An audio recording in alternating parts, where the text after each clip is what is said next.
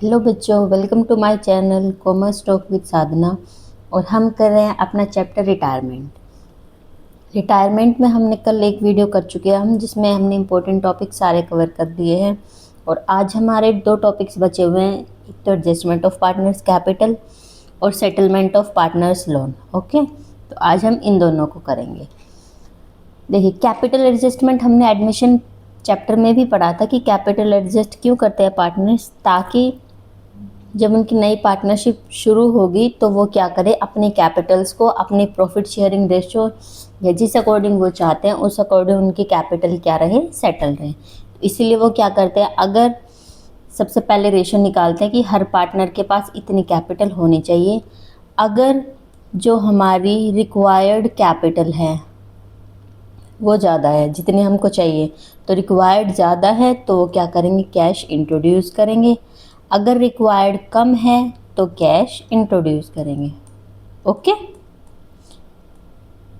सो meaning आपको समझ आ चुका है कि कैपिटल एडजस्ट करते हैं, और अगर बैंक से भी कर सकते हैं और अपने करंट अकाउंट से भी कर सकते हैं, टू कैश या फिर टू करंट अकाउंट्स। ओके, और वो रेशो या वो अमाउंट निकाल लेंगे कैसे कि कैपिटल एडजस्ट किस रेशो में या किस अमाउंट में किस किस पार्टनर की क्या क्या कैपिटल होनी चाहिए।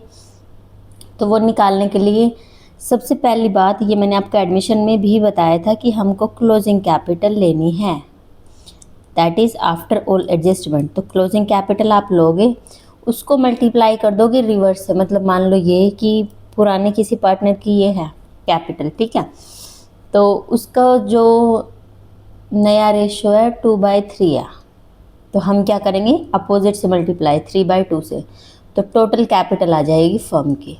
ठीक है ना, तो उस टोटल कैपिटल को हम फिर हर एक पार्टनर की रेशियो से मल्टीप्लाई करते जाएंगे तो हमारी कैपिटल पता चलती जाएगी। इसमें भी यही है कि या तो आप टोटल कर लो कैपिटल्स का, जैसे मैंने ये किया ना क्लोजिंग कैपिटल, तो वो टोटल कर लो और मल्टीप्लाई कर लो उनकी अपोजिट शेयर से, तो टोटल कैपिटल आ गई।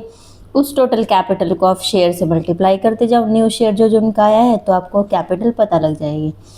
तो डिफरेंस अगर हमको, ये मैंने अभी बता दिया कि जितना हमें चाहिए, अगर वो कैपिटल जितनी हमें चाहिए कम है, जैसे ये जितनी एक्चुअल में है, मान लो वो 70,000 है, हमें चाहिए 90,000, तो रिक्वायर्ड वाली ज़्यादा है ना, तो कैश को क्या करेंगे, इंट्रोड्यूस, मतलब ये पार्टनर और कैपिटल ला के देगा अपनी फर्म के अंदर, और कितनी देगा, जितना डिफरेंस है 20,000। ओके, अगर यही वाइस वर्सा होता कि भाई ये 90-70 तो 20,000 क्या है, विड्रॉ कर लेते हैं।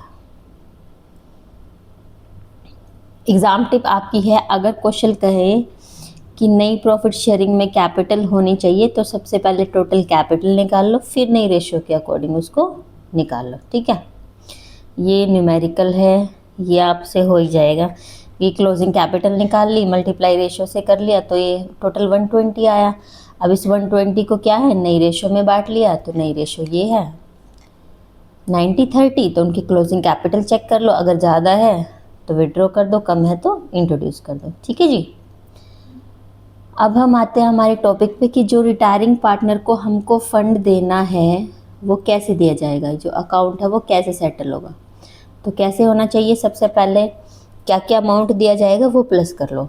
तो जो पार्टनर का अपना कैपिटल है वो तो जाएगा ही बैलेंस शीट में जितना कैपिटल था। उसके बाद इस ईयर के जो भी रिवैल्यूएशन हुआ है या एक्यूमुलेटेड प्रॉफिट्स या लॉसेस हुए हैं, लॉसेस होगा तो माइनस करना है, प्रॉफिट है तो प्लस करना है। रिवैल्यूएशन का भी सेम ऐसे ही है, रिवैल्यूएशन का प्रॉफिट है तो कैपिटल ऐड होएगी, ज़्यादा होएगी, लेकिन अगर रिवैल्यूएशन का लॉस है तो कैपिटल कम होगी। ठीक है, ऐसे ही जो गेनिंग पार्टनर्स है उसको गुडविल देंगे अपने शेयर, तो ये प्लस होएगा। इंटरेस्ट ऑन कैपिटल उसकी क्या है, प्लस होगी। और जो करंट ईयर का प्रॉफिट है वो भी रिटायरिंग पार्टनर के कैपिटल में ऐड होगा। ये करंट ईयर का प्रॉफिट मैं आपको निकालना भी आगे बताऊंगी कि कैसे हम इसको कैलकुलेट करते हैं। ड्राइंग्स तो हमको पता है ये डेबिट होती है तो माइनस होगी, इंटरेस्ट ऑन ड्राइंग्स भी डेबिट होती है। ओके, तो इन सब को एडजस्ट करके जो हमारा अमाउंट आएगा वो हमको अपने रिटायरिंग पार्टनर को देना है। इतना तो पता लग गया ना। अब देना कैसे है वो मेथड्स हम सीख लेते हैं कि कैसे कैसे हम दे सकते हैं। एक है इमीडिएट पेमेंट मेथड कैश में, कि मैं तुम क्या करो, डायरेक्ट जितना अमाउंट है, मान लो 90,000 बन रहा है तो 90,000 पे कर दो टू बैंक। ठीक है, वन टाइम पेमेंट और अकाउंट सेटल हो जाएगा। ठीक है, लेकिन अगर हमारे पास इतना पैसा नहीं है, हम नहीं देना चाह रहे, तो ऑप्शन नंबर 2 क्या है, अभी हम कर रहे हैं रिटायरमेंट का, डेथ का मैं आपको अलग से अभी बताऊंगी, अभी हम रिटायरमेंट का करें। ठीक है ना, रिटायरमेंट में जो रिटायरिंग पार्टनर है वो एग्जिस्ट करता है, तो या हम एक काम कर सकते हैं, या तो टोटल पैसा दे दो, नहीं तो हम क्या कर सकते हैं, अगर हमारे बजट में नहीं है टोटल पैसे एकदम देना, तो हम क्या कर सकते हैं, जो भी पार्टनर का अमाउंट है उसको हम उसका लोन बना के दिखा देते हैं फर्म के अंदर। मतलब ये कि उसको हम लोन अकाउंट में ट्रांसफ़र कर देते हैं। ठीक है, तो कैसे ट्रांसफ़र होगा, retirement partner capital account debit, क्योंकि कैपिटल अकाउंट तो हमने बंद करना है, तो capital account debit to loan liability होती है तो to retiring partners loan account. ठीक है, और इंटरेस्ट इस पे जो भी पार्टनर सारे एग्री करेंगे वो इंटरेस्ट उस पर हर साल लगेगा जब तक हम फुल पेमेंट नहीं करते। या फिर थर्ड ऑप्शन हमारे पास ये है कि जितना हमारे पास पैसा है उतनी पेमेंट करो टू बैंक वाली एंट्री, बाकी बची हुई टू लोन कर दो। ओके, ये भी कर सकते हैं। तो ये 3 मेथड्स हमने सीख लिए हैं सेटल करने के रिटायरमेंट पार्टनर के। अब अगर हम लोन कर रहे हैं या फिर लोन कर दिया हमने, वो इंटरेस्ट के साथ पे हो जाएगा। लेकिन एक और है कि अगर हम इंस्टॉलमेंट मेथड लें कि भाई हम क्या करेंगे, एकदम तो नहीं दे पा रहे, लेकिन इंस्टॉलमेंट में क्या करते हैं, हम उस पार्टनर का अमाउंट जो है उसको दे देते हैं। तो वो कैसे होगा, सबसे पहले हमने किस अकाउंट में ट्रांसफ़र किया था, रिटायरमेंट पार्टनर लोन के अकाउंट में ट्रांसफ़र किया था। तो अब हम क्या करेंगे कि जो लोन का वो अमाउंट था उस पर हम इंटरेस्ट लगाएंगे, और इंटरेस्ट किस पे लगता है, आउटस्टैंडिंग बैलेंस पे। मतलब ये टोटल मान लो 70,000 है, मुझे 2 इंस्टॉलमेंट में देना है 35, तो इसके साथ मैं इसका आउटस्टैंडिंग इंटरेस्ट भी दूंगी, आउटस्टैंडिंग बैलेंस पे जो इंटरेस्ट बनेगा वो भी दिया जाएगा प्लस करके, तो वो अमाउंट जो है टोटल वो हर इंस्टॉलमेंट में जाएगा। ओके, तो इंटरेस्ट और लोन कैसे निकालते हैं, जितना हमारा आउटस्टैंडिंग बैलेंस है उसका रेट ऑफ इंटरेस्ट निकाल दो। हर साल एंट्री क्या बनेगी, जो इंटरेस्ट ऑन पार्टनर अकाउंट है ये हमारे लिए एक्सपेंस है फर्म के लिए, तो ये तो होगा debit, partner loan account debit जो इंटरेस्ट है, और क्रेडिट किस में होगा, रिटायरिंग पार्टनर्स लोन अकाउंट का तो बैलेंस और बढ़ रहा है ना। ठीक है, तो ये हमारे लिए खर्चा है, तो इसको हम इंटरेस्ट को डेबिट करें और कहाँ ट्रांसफ़र कर रहे हैं, पार्टनर के लोन अकाउंट में। पेमेंट के टाइम पे हमको क्या करना है, पेमेंट के टाइम पे हमको देखो लोन अकाउंट क्रेडिट नेचर का है, और जब भी हम किसी अकाउंट को बंद या ख़त्म कर रहे हैं तो अगर क्रेडिट नेचर है तो हम उसको पेमेंट करते टाइम डेबिट करेंगे। सिंपल सी चीज़ ये तो समझ आई ना, कि अगर लाइबिलिटी है और उसका नेचर क्रेडिट है और हमको वो बंद करना है, क्लोज करना अकाउंट, तो क्लोज के टाइम पे हम उसको डेबिट करते हैं। और किस से डेबिट करेंगे, पेमेंट करेंगे ना, तो टू बैंक अकाउंट। ठीक है जी, ये आपका इंस्टॉलमेंट सिस्टम था। अब आते हैं हम डेथ ऑफ अ पार्टनर पे। तो डेथ तो अनसर्टेन है, तो जब भी किसी पार्टनर की डेथ होगी, रिटायरमेंट की तरह ही हम सारे एडजस्टमेंट्स करेंगे, रिजर्व देंगे, रिवैल्यूएशन का देंगे, कोई प्रॉफिट लॉस है वो देंगे, इंटरेस्ट ये सब देंगे। ठीक है, लेकिन इसके अलावा जो एडिशनल चीज़ होगी, वो एडिशनल चीज़ क्या है, वो एडिशनल चीज़ हम करेंगे कि हम एग्जीक्यूटर को अपॉइंट करेंगे। एग्जीक्यूटर क्या है, एग्जीक्यूटर उस पार्टनर का लीगल रिप्रेजेंटेटिव है जिनकी डेथ हुई है। ओके, तो अब सबसे पहले क्या करेंगे, हमने उनका शेयर निकाल लिया प्रॉफिट एंड लॉस में कि भाई कितना उनका शेयर होना चाहिए। ठीक है, प्लस अगर कोई जॉइंट लाइफ पॉलिसी एग्जिस्ट करती है तो उसके सरेंडर वाली या पॉलिसी अमाउंट जो उनको मिलेगा वो होगा। अब देखिए जॉइंट लाइफ पॉलिसी क्या है, हमारी जो पार्टनर्स है ना फर्म के, वो क्या करते हैं, अपने फर्म के बिहाफ पे सभी पार्टनर्स की ना जॉइंट लाइफ पॉलिसी ले लेते हैं, और जो प्रीमियम है वो फर्म अपनी तरफ से देगा, और बेनिफिशियरी भी कौन होगा, फर्म होगा। ठीक है ना, तो ये होती है joint life policy. Amount transfer, तो जो भी टोटल अमाउंट होगा वो कहाँ हम ट्रांसफ़र करेंगे, एग्जीक्यूटर अकाउंट में। रिटायरमेंट में कहाँ कर रहे थे, लोन अकाउंट में, लेकिन डेथ में कहाँ करना है, एग्जीक्यूटर अकाउंट में। ठीक है ना, और इंटरेस्ट ऑन एग्जीक्यूटर भी लगेगा जैसे उसमें लोन अकाउंट पे इंटरेस्ट था टिल पेमेंट। ठीक है, और मैंने अभी बताया था आपको कि प्रॉफिट एंड लॉस में निकालना बताऊंगी कि हम उस करंट ईयर का प्रॉफिट कैसे निकालते हैं। देखो, जब भी हमें एक्चुअल प्रॉफिट अपना कब पता चलता है, जब हमारा फाइनेंशियल ईयर कंप्लीट होगा, दैट इज 31 मार्च। लेकिन पार्टनर की डेथ थोड़ी 31 मार्च को ही, पार्टनर की डेथ होगी सितंबर में। तो अब हम क्या करेंगे, हमने ना कुछ मेथड्स हैं जिससे हम प्रॉफिट कैलकुलेट कर सकते हैं। तो पार्टनर्स अपनी तरफ से डिसाइड कर लेंगे कि वो कौन से मेथड से प्रॉफिट निकालना चाह रहे हैं। ठीक है, तो फर्स्ट मेथड है प्रॉफिट निकालने का। ये हम निकाल क्यों रहे हैं, क्योंकि हमको साल के बीच में निकालना पड़ रहा है। अगर लास्ट में निकाल दे तो एक्चुअल पता ही चल जाता, लेकिन अभी हमको बीच में निकालना पड़ेगा, इसलिए हमारे पास मेथड्स हैं। कौन कौन से मेथड है? फर्स्ट मेथड है प्रीवियस ईयर प्रॉफिट। हम ये मानते हैं जितना लास्ट ईयर प्रॉफिट हुआ उतना ही साल होगा। तो जितने टाइम के लिए, जैसे मान लो ये फर्स्ट में, ठीक है, डेथ हुई है, तो हम लास्ट ईयर का प्रॉफिट लेंगे और कितने मंथ्स का लेंगे, जैसे प्रीवियस ईयर प्रॉफिट है उसको हम लेंगे, हमारा किससे स्टार्ट होता है, 1 अप्रैल से। अप्रैल में तो ये तो एक ही महीना हुआ, तो 1/12। तो ये टोटल फर्म का प्रॉफिट आया एक महीने का। ठीक है, लेकिन हमको डिसीज पार्टनर का चाहिए, तो डिसीज पार्टनर मान लो सी है, तो सी का कितना, 1/4। ये ऐसे होता है। ठीक है, या फिर हम एवरेज प्रॉफिट मान लेते हैं कि भाई हमको इतने साल का एवरेज मानना है, पूरे साल का, तो वो भी सेम ऐसे रहेगा। पूरे साल का प्रॉफिट हो गया, जितने महीने का हमको चाहिए, जितना पार्टनर का शेयर है, तो वो भी ऐसे ही निकलेगा। ठीक है, ये ऐसे हो जाएगा। और हम एंट्री क्या करेंगे, वही। अब देखो, एक्चुअल प्रॉफिट होता है तो प्रॉफिट एंड लॉस, लेकिन हम यहाँ पे क्या करते हैं, कई बार suspense account debit to deceased partner capital. तो प्रॉफिट एंड लॉस सस्पेंस में हम इसको डाल देते हैं, सस्पेंस में। ठीक है, प्रॉफिट को। या फिर हम ना टर्नओवर बेसिस पे भी निकाल सकते हैं कि टर्नओवर मतलब सेल्स के बेस पे। ये कैसे निकलता है, इसमें ना सबसे पहले आपको प्रॉफिट रेशियो निकालनी पड़ेगी। ये ध्यान से समझिएगा, ये थोड़ा सा नया है टॉपिक आपके लिए। देखिए, टर्नओवर बेसिस पे कैसे निकलेगी, सबसे पहले ना प्रॉफिट रेशियो निकालो। प्रॉफिट रेशियो कैसे निकलेगा, प्रीवियस ईयर का प्रॉफिट लो, उसको डिवाइड कर दो प्रीवियस ईयर की सेल से, मल्टीप्लाई 100, तो ये हमारी प्रॉफिट रेशियो निकल गई। ठीक है, अब ये प्रॉफिट रेशियो निकली, लेकिन हमको क्या चाहिए, करंट ईयर का प्रॉफिट। तो वो करने के लिए हमको क्या चाहिए, जो करंट ईयर की सेल है, करंट ईयर की सेल, उसको प्रॉफिट रेशियो से मल्टीप्लाई कर दो, डिवाइड कर दो 100 से। प्रॉफिट रेशियो क्या है, ये जो मैंने अभी कैलकुलेट करके बताई। ठीक है, तो पहले सेल्स के बेस पे आपको प्रॉफिट रेशियो निकालनी है, फिर करंट ईयर का प्रॉफिट निकालना है।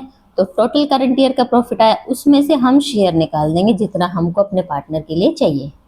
ये जॉइंट लाइफ पॉलिसी मैंने आपको बता ही दिया है कि एक क्या है, इंश्योरेंस पॉलिसी होती है। फर्म इसको लेता है अपने पार्टनर्स की लाइफ के लिए, फर्म ही प्रीमियम पे करेगा और फर्म ही इसका बेनिफिशियरी होगा। ओके, तो इसका ट्रीटमेंट कैसे होगा जॉइंट लाइफ पॉलिसी का, देखिए इसमें भी हमारे पास दो मेथड है। मेथड 1, या तो हम इस प्रीमियम को सिंपल एक्सपेंस ट्रीट करें, तो कोई भी हमारा जॉइंट लाइफ पॉलिसी का अकाउंट नहीं बनेगा, तो सिंपल डेबिट हो जाएगा। एक्सपेंस क्या होता है, डेबिट होता है ना, तो profit and loss debit to bank. ठीक है, तो ये हो गया। और क्लेम करते टाइम जब डेथ पे क्लेम हमको मिलेगा, तो बैंक, हमारे पास कैश आ रहा है ना, तो bank account debit to profit and loss. ठीक है, लेकिन मेथड 2 कौन सा है, सरेंडर वैल्यू वाला। सरेंडर वैल्यू क्या होती है, सरेंडर वैल्यू होती है कि जब हमारी मेच्योरिटी से पहले ही क्या है, जो पॉलिसी है मेच्योरिटी से पहले ही हम क्या करें, पॉलिसी को रिवाइव करवा दे, तो वो होता है हमारा जॉइंट, ये सरेंडर वैल्यू। ठीक है, तो इसमें हम जॉइंट लाइफ पॉलिसी अकाउंट बनाते हैं। तो जब प्रीमियम देंगे तो भी जॉइंट लाइफ पॉलिसी में डेबिट होगा, और मिलेगा तो भी जॉइंट लाइफ पॉलिसी में क्रेडिट होगा। ठीक है ना, तो प्रीमियम देते टाइम हम क्या करेंगे, joint life policy account debit to bank. और साल के लास्ट में हम ना जॉइंट लाइफ पॉलिसी को सरेंडर वैल्यू में दिखाएंगे। अगर ज़्यादा हुई तो उसको क्या कर देंगे, प्रीमियम को राइट ऑफ कर देंगे प्रॉफिट एंड लॉस में। ठीक है, तो जितना सरेंडर वैल्यू बढ़ेगा उतने ही पार्टनर्स के लिए प्रॉफिट हो गए।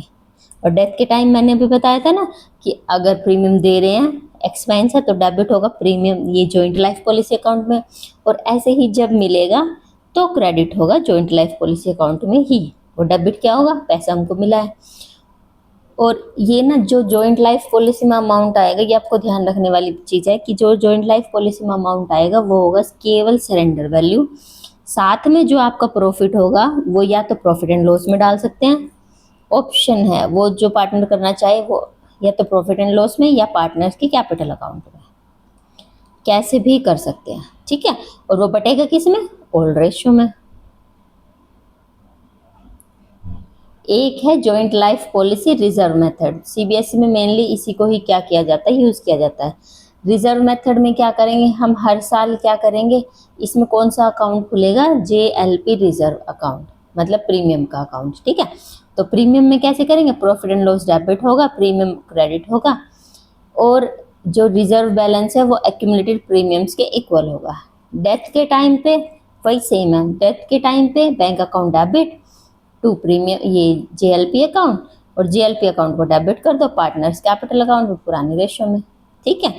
और जो डिजीज पार्टनर है, जो पार्टनर जा चुका है, उनका कैसे निकलेगा, तो पूरे गेन में से उनका रेशो निकाल दो, ये हो जाएगा, ठीक है। तो यहाँ से हमारा चैप्टर होता है कंप्लीट। मैं एक बार आपको एग्जीक्यूटर अकाउंट भी बता देती हूँ, उसके बाद हमारा चैप्टर कंप्लीट हो जाएगा शायद, लेट मी चेक। उसके बाद चैप्टर कंप्लीट है। तो एग्जीक्यूटर अकाउंट में एक बार आपको बनाना बता देती हूँ। एग्जीक्यूटर अकाउंट बनता कैसे है, एग्जीक्यूटर तो पता चल गया ना, डिजीज पार्टनर का जो लीगल रिप्रेजेंटेटिव होता है उसको हम डिजीज, तो जो हमारा डिजीज पार्टनर है उनको हमको पैसा देना, अब उनके नाम से तो देंगे नहीं, उनका सारा पैसा हम किसके अकाउंट में ट्रांसफ़र करेंगे, एग्जीक्यूटर के अकाउंट में, ठीक है। एग्जीक्यूटर अकाउंट में क्या क्या आएगा, जो उनकी कैपिटल थी, रिवैल्यूएशन, गुडविल, प्रॉफिट, जेएलपी का जो रिजर्व बचे हैं वो भी, कोई ड्रॉइंग्स होगी तो वो माइनस होके सेटल होके तब उनको मिलेगा, ठीक है। अब अगर हम एकदम से पेमेंट नहीं कर रहे हैं, इमीडिएट पेमेंट नहीं कर रहे हैं, तो उस पर हम इंटरेस्ट भी लगाएंगे, जैसे पार्टनर के लोन पे इंटरेस्ट था, और उसकी क्या एंट्री होगी, भाई इंटरेस्ट हमारे लिए एक्सपेंस है, तो आंख बंद करके जब भी आपको ये लगे ना कि फॉर्म के लिए एक्सपेंस है तो उसको करो डेबिट, और जिसको देना है एग्जीक्यूटर के अकाउंट में जा रहा है ना उसको करो डेबिट, क्रेडिट सॉरी। अगर इंटरेस्ट बताया हुआ है तो इंटरेस्ट उसी हिसाब से, मान लो पार्टनर्स ने एग्री किया कि हम तो 8% इंटरेस्ट देंगे, लेकिन अगर इंटरेस्ट नहीं बताया हुआ, तो हमने फर्स्ट चैप्टर में किया था कि अगर पार्टनरशिप डीड नहीं है तो 6% पर एनम पार्टनर के लोन पे हम क्या करेंगे, इंटरेस्ट देंगे, ओके। पेमेंट के टाइम सेम, पेमेंट पैसे जा रहा है ना तो पैसे तो क्रेडिट होगा, और एग्जीक्यूटर अकाउंट डेबिट होगा, ठीक है। ये हो जाएगा एग्जीक्यूटर अकाउंट।